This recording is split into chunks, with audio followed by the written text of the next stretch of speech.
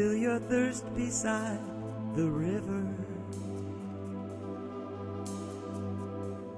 Wash the journey from your hands. Feel the comfort flow inside you. Come this far, you understand. Shut it. Hi, welcome to Healing Outside the Box. I'm Rosemary LaChance, an energy healer, spiritual teacher, and advisor. Hi, and I'm Carla Augustin, a spiritual teacher and your co-host for tonight's show. Okay, I am your host for this thought-provoking series, and I'm dedicated to providing you with food for thought information and answers to all modalities of alternative healing, spiritual development, animal welfare, environmental concerns, and so much more in the form of guest speakers who are experts in their fields. This series is recorded and will be shown in your area on your local public service cable network. Please contact them for dates and times. If you have a group that you think will be interested in what we have to offer, we are available to come to your group and teach. We will give you our contact information at the end of the show. Please visit my website and click on my TV show, where you will find a wealth of information about this show. These shows are now available for you to watch free on YouTube. Just go to YouTube and type in Healing Outside the Box to make your choices. We're constantly adding new shows, so please keep checking back. We're also on Facebook under Healing Outside the Box. Please like our page for the latest information about the show. We hope you enjoy the show. Okay, tonight is show number 223. Wow. And the title is A Gift from Two Wise Men. You are never too old. And our guest who we will introduce you to is John Baldino. Hi. Welcome, John. Thank you. And Phil Liquori. Welcome, Phil. Thank you. Hi. Hi, Carl. Welcome, John. It's really a pleasure to meet you. Hi, Phil. All right, let me tell you a little bit about John. A man who loves to share the cross and scripture. He has recently become an author. He wrote the book Faith Captured Through Poetry, a spiritual book, and is now working on his next book. He loves to share the Bible in classes in a new and different way. He helps people to understand how people think now and how they thought in the past.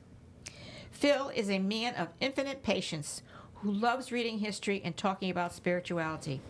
He has recently become an author. He wrote Yellow Roses, a love story from the past. He is now working on his second book. He is also an accomplished artist and excellent cook, I may add.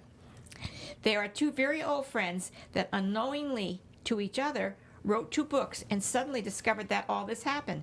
In other words, neither knew the other was writing a book until they were finished. They are here tonight to talk about their books and their spirituality and to show you that you are never too old to renew yourself and share the gifts of love. A favorite quote of theirs is, "When you have a problem with a person, do something nice for them." Okay. Now, we'll start here, and first question we'll ask each one of you. John, what were the reasons you decided to write a book? I wrote the book because I want to express something special. And that special is I wanted to bring across to people in a special way through words. Because my whole approach has always been, I tend to be more introvert. So I tend to look at the cross more as symbolic. And my walk with the cross was in a silent mode. It was a silent mode because I asked people to look at my walk because there's no talking.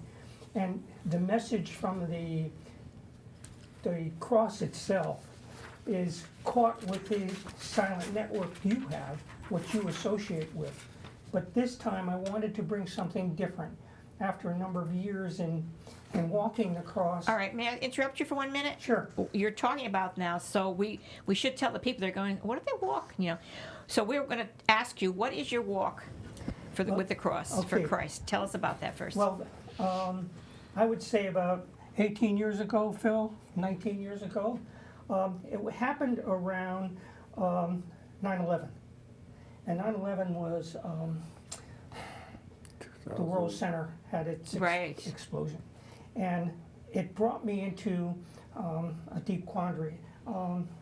There was a lot of sadness, a lot of words floating around that had anger, had hate, revenge, sadness, and I felt sadness too, and I wanted to do something about that. But I didn't want to use words because too many words are floating around. And I wanted to use something that was symbolic. And the cross to me is highly symbolic.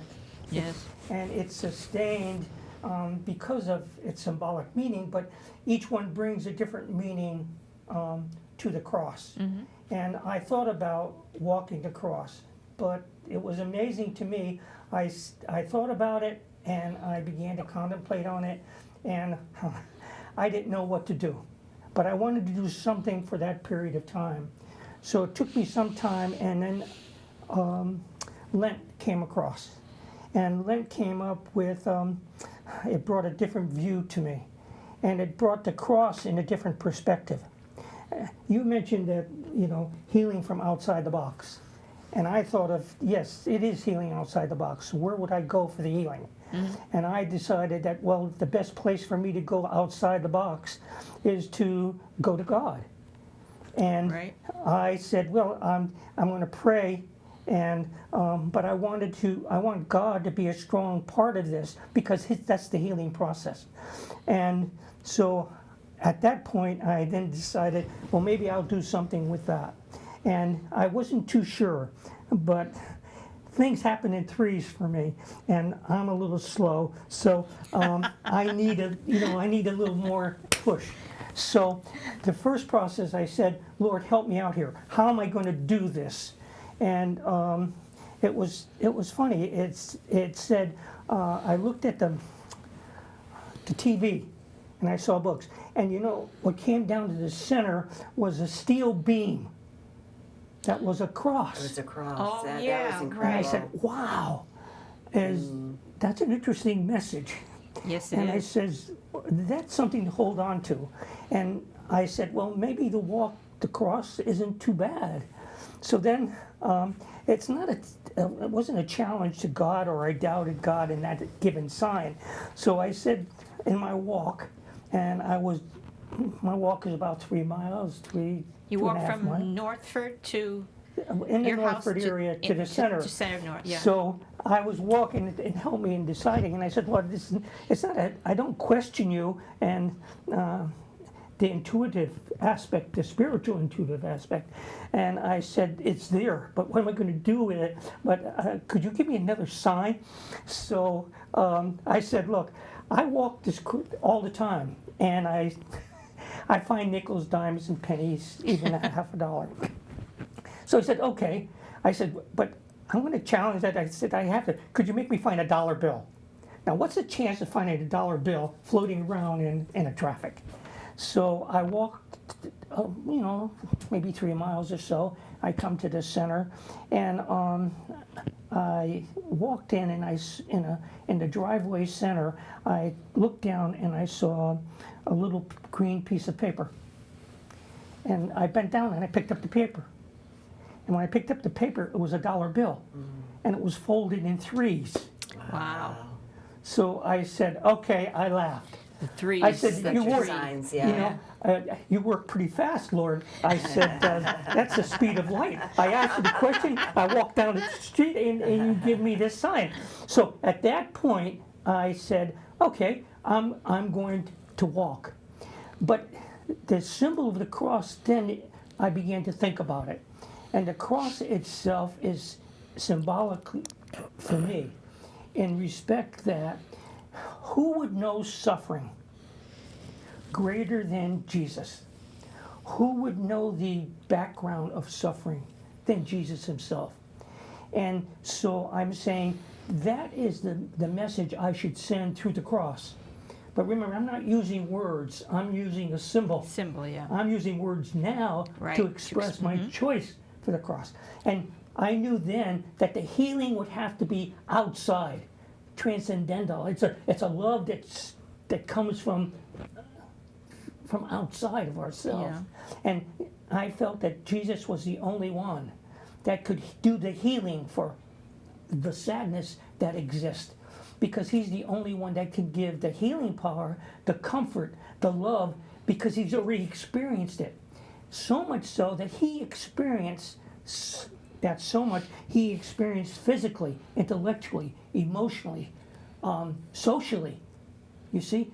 And so he touched every aspect of suffering that a human could experience. So he would know. So I kind of hope that it would generate in people to think of the cross and go to Jesus, to God, and pray to him for a strength at this time. So I said, I'm going to walk the cross. And so for the past 18 years. 18 years. 18 And years. From Ash Wednesday, Lent, right? Ash Wednesday yeah. to Easter. Easter. Easter. So you Wow. literally walk carrying the cross Every Carrying single day. every single day. Every single day, yes. That's powerful. And I thought that in the silent message, because I didn't want to speak, and the silent message was in the cross itself, which led to this particular book. Because in the passage of the cross, the message that is sent was developed so that I can now use words to express what the cross silently delivered. Okay. Okay? And that's a matter of personal. Right. Each one brings to the cross a certain thoughts or ideas that are developed. So this time I said I'm going to do it because each year through the years I would, well, maybe I began the first year I carried a cross. 2 years later I gave out a cross. So anyone that stopped me or shared, I gave them the cross. No words, but just maybe the size of it was the resurrected cross. And I gave them that with a pin. Then a couple of years later, I gave the cross with a button. Then a couple of years later, Phil made for me remember the card, Phil, that you made it, and it explained why I was doing the cross? Right. And he gave me, and I would pass that out. And then I had decided later on that this is what I'm going to pass out in the year, this coming Lent season. It doesn't cost anything. Hey, it's free. And don't say you don't get anything for free. It's free. There's no charge to the book. You're going to pass out the book to anyone? I want anyone that stops me. Wow. See, Did you hear that, ladies and gentlemen? He's gonna, the book. So be looking for You it. But I looking gave for him. the cross out, and That's wonderful. I can't charge something that I paid nothing for. And I say that in terms of paid nothing for. It was the Holy Spirit in me to express. You're saying how you did it, yeah. And I did it through the Holy Spirit. So I asked the Holy Spirit, what do you want me to charge for the book? And he says, nothing, John. So if he says nothing, I'm going to say, hey, look, if he's charging nothing, I can't charge something. So I said, okay. Oh, but, wow. That's great. There's nothing. So I really give it out because I really want to share. And that's what it is. Wonderful. See, I'm an old man. I don't know if I'm wise. They may be wise in a spiritual sense Well, because it's a different type of wisdom. So I said, okay, then that's what I do. So you see, there's a passage that. But I have to admit that Phil was part of this. Maybe 5 years ago, I had an auto accident. And with that, my whole right side was destroyed. But I couldn't carry the major cross. Yeah, you had a which big was one. was a big one. It was solid. And I told my son-in-law to make me another cross. And he says, well, what do you want me to do, Poppy? What do you want me, how do you make it? I said, you be guided.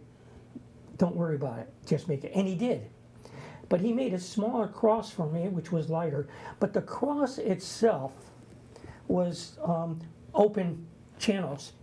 So you could actually see through it. oh, okay. Oh, that's nice. And the symbolic meaning for that, and I'll explain it, I'll say for me, the symbolic meaning said it is open because now you could see through the cross and you could see the eyes through the cross.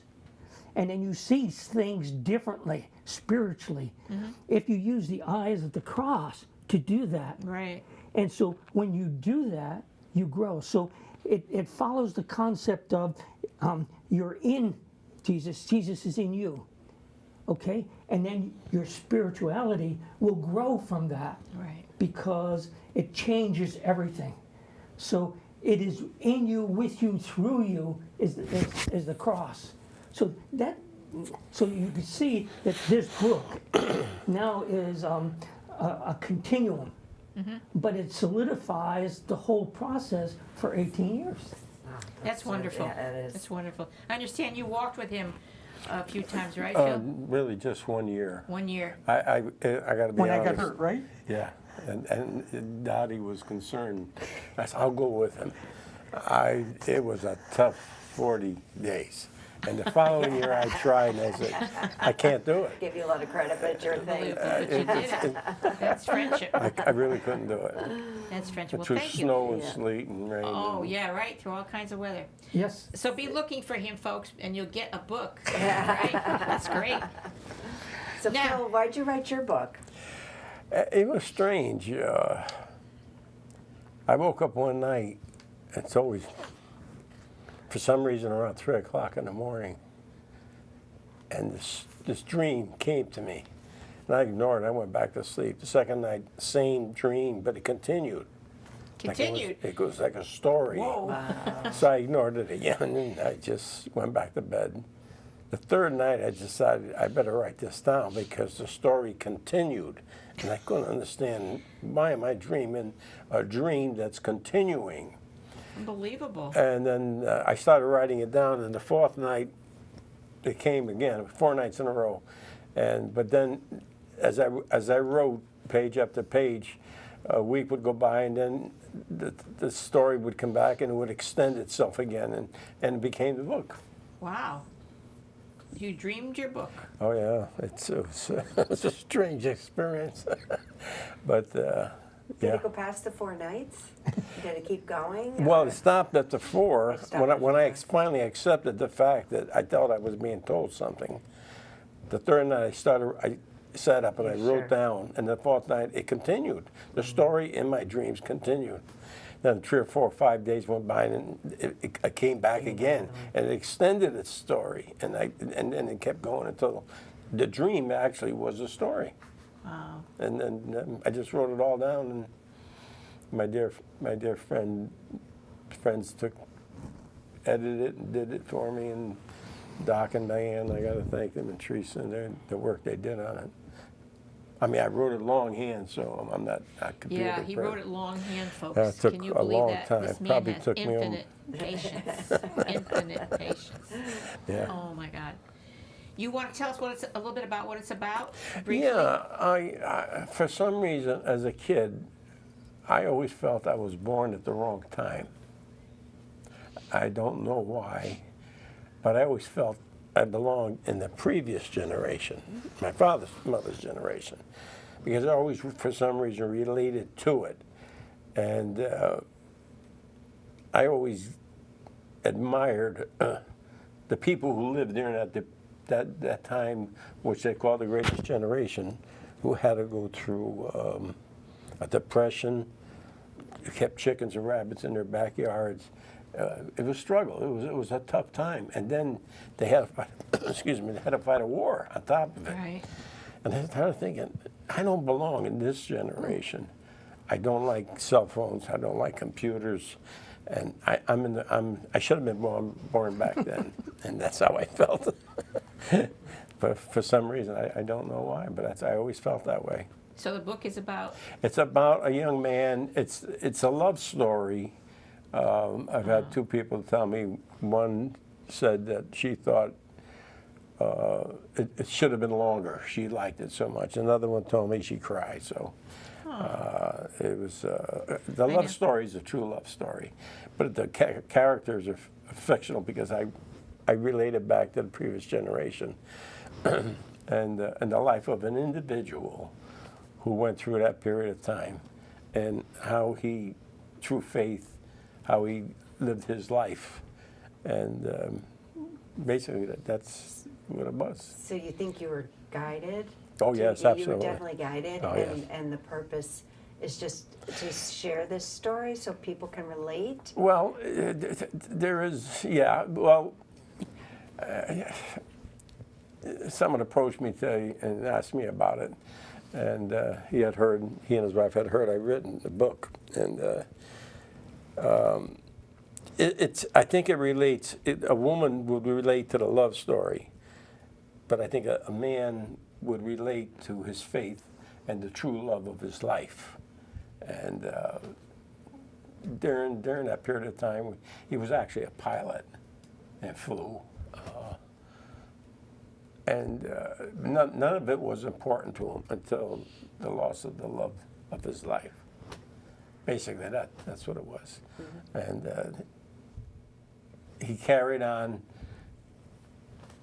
The book's called Yellow Roses because of her love for the yellow roses. Yeah, right. That's good. And it just said, make it yellow roses. So. Okay, good. But I don't want to tell all of it because it's some things. No, you don't want to tell the story, no. Yeah, no. Because I don't want to ruin it for anybody. Yeah. When they do read it. Do you have a short little Yeah, there's a particular part that you want to. That John, when I let him read the transcript, and he seemed to like it, and he added this. I had put in the epilogue, do people ever wonder why this was called the greatest generation? They suffered through the Depression, had to fight a war, and then returned home to rebuild this country. This is the story of many men that got together into, when I said there were story of many men put together into this one individual. Now, the reason I put that down because the story is of individuals, my family, and friends of mine who fought in the war, who lived during suffered through the Battle of the Bulge, who suffered through the Bataan Death March. One individual, a cousin, spent 3.5 years in a prisoner of war camp, and then I wrote. And this is about these individuals, but I didn't name them until I got to the back of the book, and then I put the name to the character. And do we all know someone like him, one soul passing on to another world?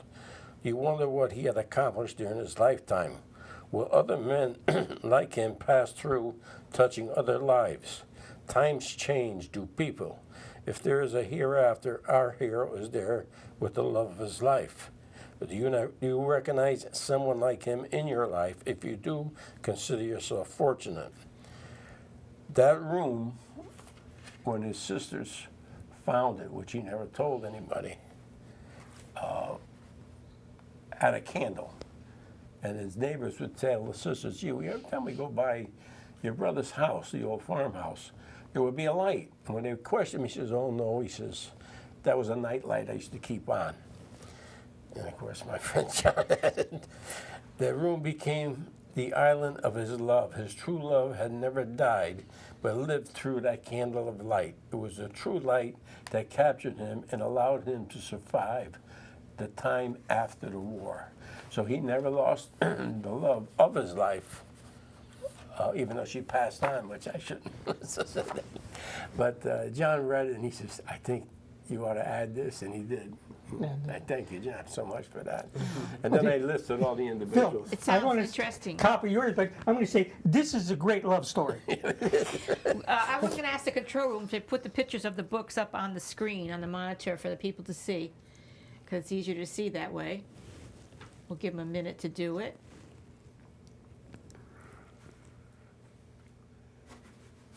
There, that's John's book, Faith Captured Through Poetry, by John Baldino. Excuse me. And Phil's book, Yellow Roses, by Phillip Liquori. So there you are, folks. You can buy them on Amazon, or you can follow John when he walks with the cross and get a free one. It's not a buy situation. No. No, It's a he'll give gift you one. situation. He'll give it to you. Situation. That's right. Okay. Now, before we go on with the rest of the questions, you, John, want to read a little excerpt from your book. Well, Phil mentioned a point. He says his is a love story. Right. And I'm going to say to you that in the first page it says, the good news is its story and shines with Jesus' glory. At first humbleness it shows, then exaltedness did glow. And what it combines, what that means is carries it to another concept I had on page 5. It says, "O cross the wind does not turn, its meaning we must discern. The cross becomes compelling, for Christ it's now expelling." Because what it brings to me is the concept of everybody wears a cross or tattoos a cross.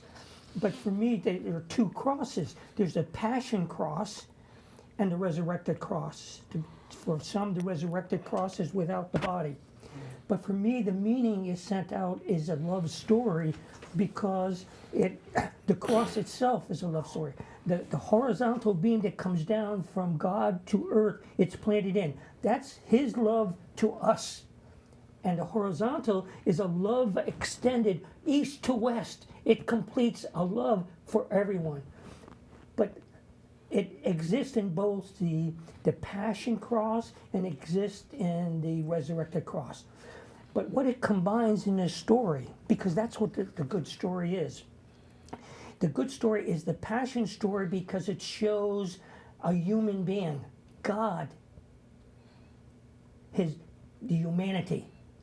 And that humanity bared all the suffering that I had talked about earlier to you. And that is important because then it transfers from a passion story with its trouble. And I mentioned this in the book. I explain that in terms of what the passion is and what he goes through. So it's in there, okay? Then the resurrected cross is still a love cross. But the difference in the resurrected cross is it's no longer there. So we have the passion cross, the resurrected cross. The passion cross represents humanity. The resurrected cross represents divinity. That we are forever, right? And it is forever. You see, Scripture says, well, okay, can I call them personal? I call them by their first name. Matthew, Mark, Luke, John. and John. But Matthew, Mark, and Luke tend to talk about the humanity aspect, that passion has about God himself, so that knowledge for him grows for me. And John talks about divinity, which pulls in the resurrected.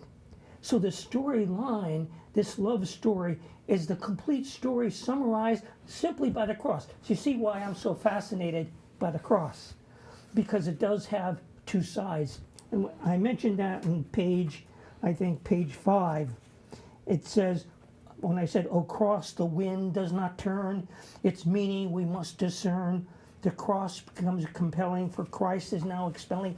Because if you rotate the cross, you change the image, and the meaning changes.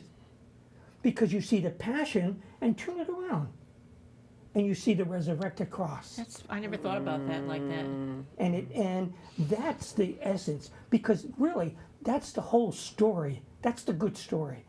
That is a love story, compelling. I'm picking up from his emotional feelings. It's the same thing, you know. It's a love story, and it Right, shows it is. love Yep. because, you know, humorously. I'm bringing this. Yeah. Do you ever hear the song "Love and Marriage"? Yes. You get together like a horse and carriage. Right. You can't do one without the other. Yeah. The cross is that way. The passion cross and the resurrection cross that's it. The marriage is the union of the two by love. And yes, you can't have one without the other. And I'm saying there is no division. Right. They're one and the same. And so you have, yes, the passion cross and you have the resurrected cross. That combines, you need both. And let the wind turn it. And the wind is, I sort of put a little quotes on it, but the wind suggests the spiritual development. Spirit to spirit. The spirit within, the spirit out.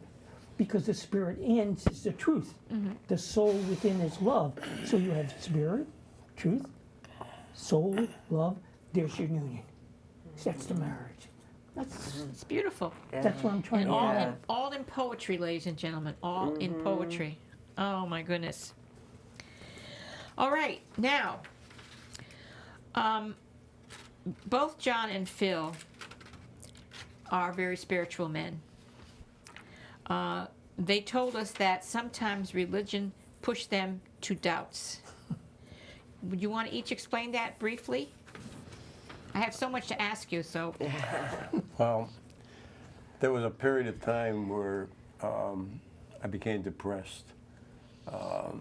I wasn't happy. I was working. I said, there's got to be more to life than this. Oh, I know going that. in every day and 4:30 punching out and going home and raising a family. Now it's just somewhere in my mind this thought came to me, and I felt I needed faith, more faith than I had, and I grew up in the church, but I started questioning my faith, and I said, you know, are you really there? And to be honest with you, I really was afraid of God reading the Old Testament. But John has not mentioned this, but he teaches Bible study. Yeah, we're going to ask about that. Yeah, he's I- wonderful. At least 15 years I've been going, and he's actually, I've read the Bible, but I could never understand, and he explained it to me. But I finally said, there's got to be more to life. I need a sign. I was afraid to talk to God, and I just couldn't talk to Jesus, his son. So I went to a saint, and my favorite saint was Padre Pio. And I took several trips to Italy and the Western Europe. I love it. I love the old country. And I took out a map one day, and I noticed on the map where he was born in Benevento of Italy, I drew a line straight across. And in Yugoslavia, across the Adriatic Sea, was a village called Medjugorje, where supposedly the Blessed Mother was appearing. So one day, we were going to work. I had my wife in the car, and I said, you know, if you're really there, I need a sign. And they had put me on this medication. I think it was 3 a day plus 2 a night because I couldn't sleep. I was working too many hours. And my wife said, stop the car. She says, look at your rosary beads. And the chain turned to a bright golden color. And I know it was silver. My son was in the Navy, and when he was in Rome, he bought, if anybody's familiar with Medjugorje, in the former Yugoslavia, which is now Croatia, Medjugorje means between the mountains. It's a little village. I called my mother. I said, Mom, have you got the rosary beads that my son bought in Rome? He bought one for his mother, my wife, and bought one for my mother. And I said, have them out. Have you got them? She says, yeah, they're sitting right here. I said, okay, I'm going to stop over after work. So I said, this has got to be a sign. I hope it's true. So I took her rosary beads out, and I laid them on the countertop. And I reached inside my pocket. I think I closed my eyes because I was looking for a sign. And I laid mine out next to hers. The same rosary beads bought in Rome. Hers were silver, mine were gold. So I said, well, I got my sign. I said, I guess, you know, the Blessed Mother heard me. Because I could not go to the Father, I could not go to the Son. And Padre Pio said, well, you know, why don't you go to the Blessed Mother? So I did. And then when I found that was a sign, they told me, well, true visionaries that I got to know, that's a sign that you're meant to go to Medjugorje. So I said, okay, we're going to go in June. And my wife said, no. I said, oh, how about July? No. How about August? All right, I'll go in August. I said, if you don't go, I'm going to go. And it was the Feast of the Assumption. And I called this particular place in Baltimore, which is the only, excuse me, the only airlines, Yugoslav Airlines, which was communist, was flying to this village, going to Dubrovnik. And when I called, he started laughing. He said, you got to be kidding me. He said, it takes a year to get, I got a full plane. I said, you know, there's no way I can take you. I said, well, and this was not me speaking, and I never do this. I said, well, if you got 2 people that change their mind, will you let me know? He says, I doubt it, but I'm doing this over a period of, I think at that time, it was 9 years. It started in 81, I believe. And this was 1990.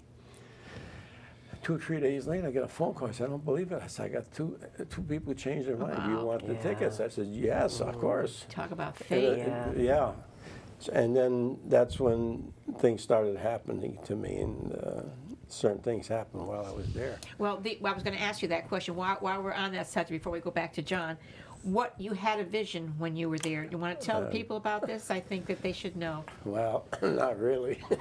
No, just briefly. Yeah, I'm not unique. A lot of people had them. Yeah, well, and I had for some reason one morning, and I think my wife was having coffee in the house that we were staying, and I had this voice say to me, you know, go to the church, go to St. James, go to St. James. So I said, I'll see you there at the church. So I left. I got to the bend in the road, which is kind of a dirt road, and I heard a voice say, "Don't take your medication." And I looked around. I said, "What a silly thought." But I did take it. When I got to the center, there was a fountain. I did take the medication. Next morning, I had that same feeling. I said, I've got to leave now. I can't wait. And I got to that same bend in the road, and this time that voice was much louder, and I could not tell if it was a male or female voice, but it says in a very strong way, do not take your medication today. And I said, okay. I looked around. There was nobody there, and I said, okay, I won't. But when I got back and I saw my doctor, he said, how are we doing? I said, well, you're not going to believe it. But I threw the medication down the toilet and it became a rainbow. He says, you can't do that. You just stop. He says, we weaned you on it to 3 a day and 2 at night, and we got to wean you off it. I said, no, I have a new doctor. Oh, that's great. Yeah, and then some other things happened, middle of the night, midnight. Yeah, I had a strange experience. Well, you saw your relatives or something. Yeah, again, it was close to midnight, and everybody's in pajamas waiting to go to bed, and I says, I got to go to the church. And of course, my wife said, why are you going? I said, I don't know. I just feel I have to go. And I did get there, and they always said, when you get there, try to go to confession. And there were these little booths, like telephone booths, and I found 2 that were available. However, they were speaking in foreign languages, and I looked for English, so I sat there, and it was well lit, and this very pretty young lady comes up. I thought, how silly. She said, are you waiting to go to confession? I thought, this is so silly. Of course, why would I be sitting here? And then she told me some story that I really thought she was crazy. And I just sat there, and being a nice guy, I'll listen to her. And she said she was there in May, and that she saw the Blessed Mother, and I almost laughed. And she said the Blessed Mother appeared to me, was about 4 feet off the ground, and she says, you will be back for the Feast of the Assumption in August. And I says, yeah, okay. But she says, I told the Blessed Mother that my mother and my aunt don't believe me. So they decided to come with me because they think there's something wrong with my thinking. I says, oh, yeah. I says, okay. So what happened? She says, well, I saw the Blessed Mother. She says, hi. I said, hi. She says, my mom and my aunt are here. They don't believe me. Could I go get them? And would you appear to them? And the Blessed Mother says, yes. So I started to laugh, which was terribly cruel. And I said, so did you get your mother and your aunt? She says, yeah. And what happened? I said, well, I brought her. I said, mother, here's my aunt and my mother. And she appeared, and what may seem like 20 minutes was probably just a few minutes. And we all talked. I said, okay, so where's your mother and your aunt now? She said, right over there. But she never took her eyes off me. She just pointed. They're right there. And I looked over. It's hard to explain this. And I said, that's not your mother and your aunt. And there was a younger woman, maybe in her 50s, and she was leaning on her sister, which I realized was her sister, and she had her arm around like 2 sisters who love one another. She said, yeah, that's my mother and that's my aunt. And I said, no, you're being silly. I said, that's my Aunt Mary and that's my Aunt Julia. They had passed on, right? Over 20 years. Wow. Wow. And you saw them. Oh, yeah. Cool. Isn't that great? And then she What a told wonderful me gift. that certain things would happen to me, usually around 3 o'clock in the morning. Here we go back. The book. The Yeah. book. Yes, right. And I forgot all about it. And then, but I'm not unique because when in talking to other people, they had similar experiences. And things continue to happen. That's yeah. Sure. Voices. Because Right. you listen. That's the my thing, heart is was open because to it. your heart's Yeah. open to it, and It you gave me more listen. meaning to life, is what And it I think did. that's what happens, is that, like you're saying, and it's great that you share your story, because Right. both of you, because that people understand that it could have happened to them, it will happen to them, but to listen to that voice and to trust it Well, and to act on it. When you come back and you want to share it, people kind of ignore you and they think you're crazy, so you don't share You're it. old. Yeah, I'm old. Not wise, Yeah, but old. But I completely forgot about it, and I think it was several months went by, and 3 o'clock in the morning, I woke up one night and it suddenly appeared, you will wake up around 3 o'clock in the morning when everybody around you is sound asleep, when Jesus and Mary are very quiet and lonely. And I said, no, it can't be this. Yeah, And I ever love since that. then I was told, and I went right back to sleep Yeah. after I was told to pray the rosary.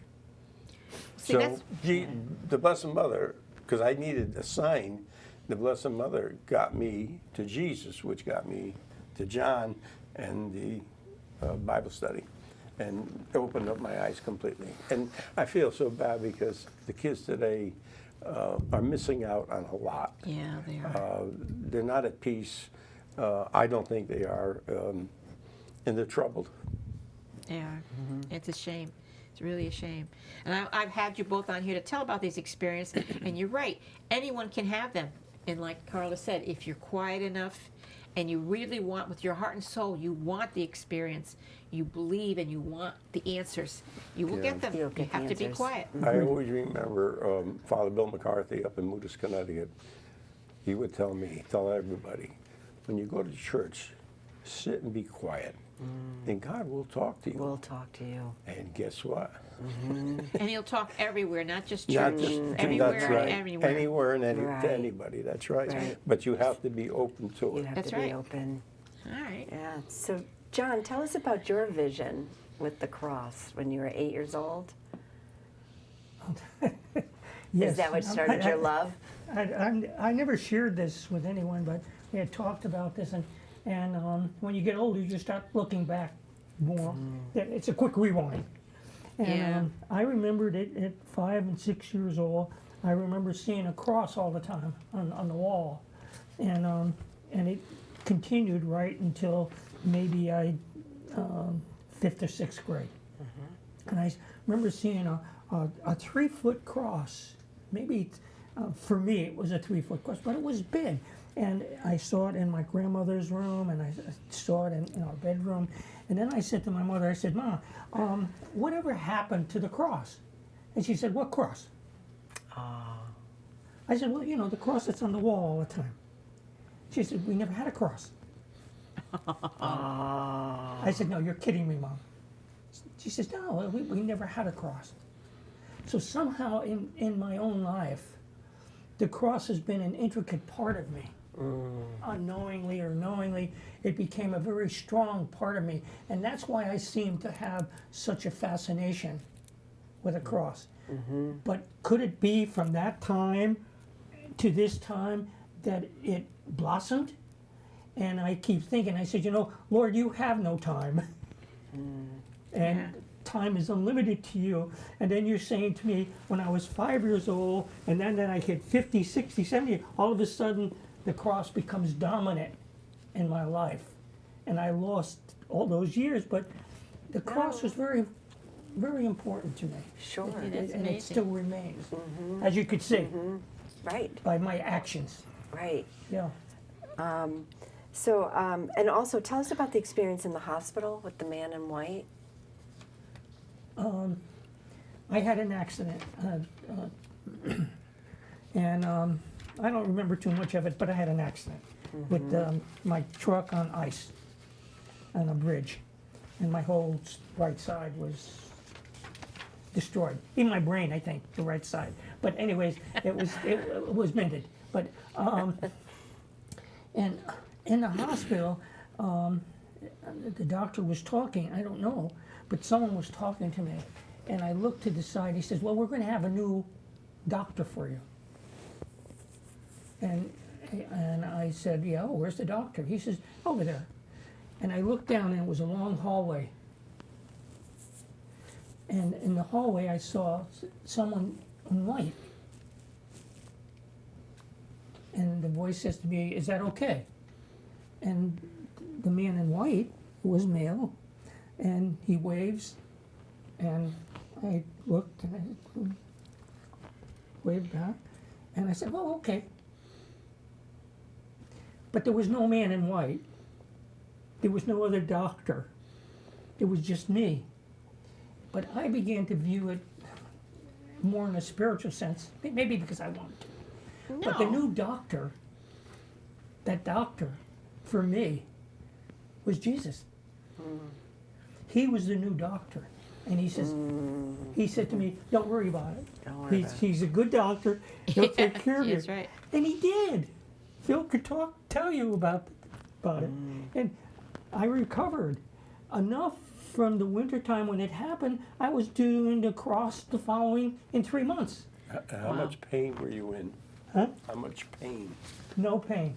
Never suffered a pain. Wow. Isn't that amazing? Phil could tell you, he was there. And no, I never took pills. I didn't want the pills, and I didn't have to, because when you mentioned a very profound aspect is what you feel and believe. Now we're moving into the spiritual domain. That's good. It's what you believe, and the strength of your belief is your faith, and your faith involves trust and belief, and it grows. And so That's right. I don't share that because people, like Phil said, they think you're crazy or something. But I shared it with my children and that. And now you brought it up, and now this is like a catharsis. I'm telling the world, hey, look, this happened. But our viewers will really appreciate it, though. Yes. Our Well, I don't know viewers, if they will, but I'm just saying to you that, they you know, No, they will. No, they will. They'll it's understand and special, they'll relate. and but it's the truth for me. Right. You may accept it as not, because you see, in Scripture, Paul comes across with the concept of the paradox of the cross, and he says the cross has power, but it has power only for the belief of those who believe, but it becomes foolishness for those who don't believe. So spiritually, I believe. So those who are in the same communication line, if you believe, then it's not far-fetched for you to accept it. Right.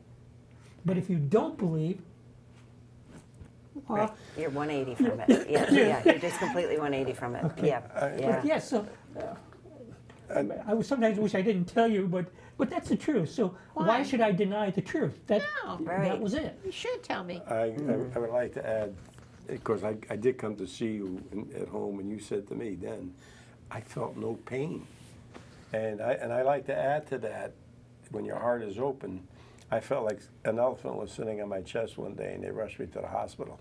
Oh, And my doctor says, "You got 3 blocked arteries." He says, "You have a heart doctor?" And I said, "No." And this local doctor is supposed to be one of the best in the state. Says, "You got 3 blocked arteries. Here's the X-rays, and we're going to operate now." And this big dude came in. He wanted to pick me off the bed. I said, "I can get on the bed." And I don't talk. I listen to my doctor and I obey him because I trust him. But I said, the words that came out says, "I don't believe it, but is there a test you didn't do?" He says, "Yeah, we got to run a dye. We didn't run a dye up through your heart." I said, he said, "You want to do that?" And I said, "Yes, because I don't believe I have 3 blocked arteries." But that was not me speaking, because I'd never talked to my doctor that way. So he sent me down. It happened to be a nurse, and the nurse was a friend of mine. He says, "You want to watch?" And I said, "Yes," and I watched on the monitor. And they said, get this guy out of here. There's nothing wrong with him. So I went back up and I looked at my doctor, and he was like this, shaking his head. He said, I don't understand it. Here's the proof. I said, I'm going home. And the next day, a friend of mine, a visionary, called me up, and she says, where have you been? I've been worried about you. I says, I was in the hospital. And all of a sudden, this beautiful young woman started crying, and she said, the Blessed Mother just appeared to me and held in 3 fingers. She said, you had 3 blocked arteries, and you were healed in the hospital. Wow. And I was, but you know, then you tell people and they laugh at you. No, yeah. but you know, Doctor you made hear a mistake. stories You know. like No, they won't laugh. This is why we have you on the show, to Right. give encouragement to people out there in this crazy world we It is live a in crazy right now. world. That spirituality is the only thing that's going to help us, save us, make us happy, and everything the else. amazing part of it is I've talked to this woman who I'm very, very fond of. And I said to her locally, I said, do you remember me calling you? She said, yeah, you mentioned that, but I don't remember telling you this or that. And there was a second time I had called her because I had a vision. And I said, can you tell me what that means? And she immediately told me what it meant. But she doesn't remember ever telling me that. I mean, this is a person who could say, oh, yeah, I take advantage of a situation.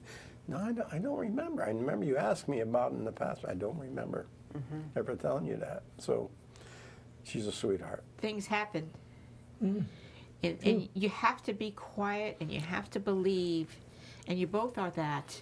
You both are very much that. miracles. I mean, it's a miracle, things Yeah. like that. And miracles do happen. They do happen to people. That's right. You hear about things being reversed, or they think people have cancer, and then they do another test, and there's no cancer. Right. And I mean, these stories are out there. And I guess, do you look at it as just a mystery of science, or do you look at it as a mystery of above? What do you look at it as? So Is you it give faith and mystery? you give encouragement to Faith's a people. mystery. Yes, definitely. You give But- encouragement to people, both of you. See, that's why you're here tonight, But to tell your stories. I hope so. Oh I yeah. hope they turn to I hope they do read this and read that, and 2 different views of, but it's a human love and it's spiritual love, and it's important, So, as Phil says, he's looking for signs, and I tend to look at. I never had intuitive sense, the deep inner sense. Women have that. My wife has that. And I was always amazed with women because they seem to have a sense for that. Yeah. And it's a deep sense. But I began to spiritually, that opened it up for me. That intuitive sense opened me spiritually. And because of that, I began to become more sensitive to a word, to a phrase, to a theme. And I began to develop it and think of it more in a meditative tone. Yes. And that's what's essential. That was what developed in me. Because, you see, spiritually I grew in a faith, and that's important. But I also grew in a soul, because faith to me is carried through with trust. You see? And when the Spirit speaks truth. And if you have the Spirit in you, you accept that truth. And then you have, what do you have? I have my soul, which is love. I have the combination of 2 that develops that. And that's important because for me, I grew from that. You see, the soul is the deepest dimension of our being. And it is there where I do my meditation and contemplation. That's wonderful. It's deep within. And, it's my Olive Garden. Okay. You see, Got it. it's there where I go and I turn over thoughts and ideas. And that's why I like to walk, because I'm silent. Yes. There's no noise. Maybe the traffic, but it doesn't bother me. It's white marginal noise. I don't need it. Right. But my mind begins to pick up, and I generate it from a thought, from a theme, from a phrase, and I grow from that. And it makes me closer to God, because I don't have interference. See, it's only Him and I. Right. And that's why the book I put down, come walk with me. As I walk with the cross, come walk with me. Share these thoughts. I'm sharing these thoughts. I'm not telling you. No. No. See, there's a difference. I care through sharing, but I'm not going to be a preacher, because I'm not a preacher. I'm not a priest. I'm not a clergyman. I'm not theology. I'm nothing. As Paul says, I have no title, I have no money, I have nothing. I'm not even a smart guy. I'm just here sharing a thought, and I bring the thought to you in the simplest way, because wisdom comes in simplicity for me. So if you make it simple, and God is, for us, he has to be not simple, but he has to come to me through in a simple way, because I am simple. Then that's what he does. And he That's does. what he does. You see? Yes, he that's- comes to us. He comes in to all of us different in ways. in all different ways. Because we're whatever all we different. Can, exactly. And it's power. Christ was a simple man, a simple carpenter. He wasn't knowledgeable. He wasn't, have all this intellect. He wasn't rich or anything. And he came that way to show us just what you said. Simple people. We don't have to have things or own things or be anybody special to have it, and these happen to us. Just ordinary, everyday people. But the ability to go into the quiet. Phil is a very quiet man. He's very contemplative, and so are you. And you just told us how, and that's how it works. Thank you. Tell that to my wife. Meditation. She said, I don't talk enough. We've got about a minute and a half. Is there anything else you would like to add in this short minute and a half? I wrote something down when you were talking, and it's about spirituality. I wrote it down, and I didn't want to lose it, but I put in poetry form. And I said, spirituality will grow when wisdom, love, and faith flow. Bright lights from wonder and awe will grow. And it says, then to God your voice should raise with exaltation and praise. Well, with that, folks, we will end the show on this wonderful note. Thank you for coming. It was Thank you for having us. Experience. Having two old men with you. I know, two very attractive old men.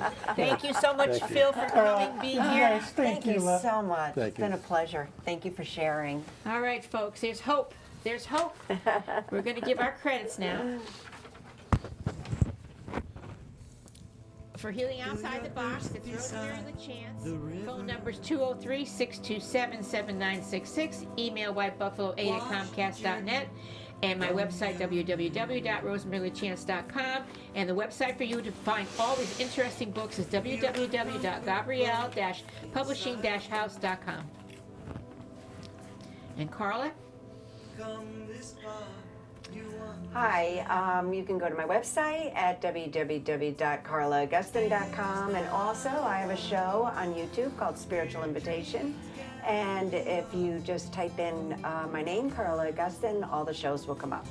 We have no contact information for John and Phil because they said if you want to ask them anything or know anything more, get in touch with us and we will get in touch with them and give you the answers that you need. All right?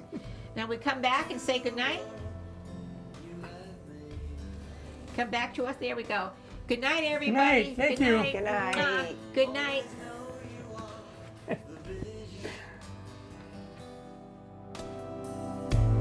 See the truth, darkness fades.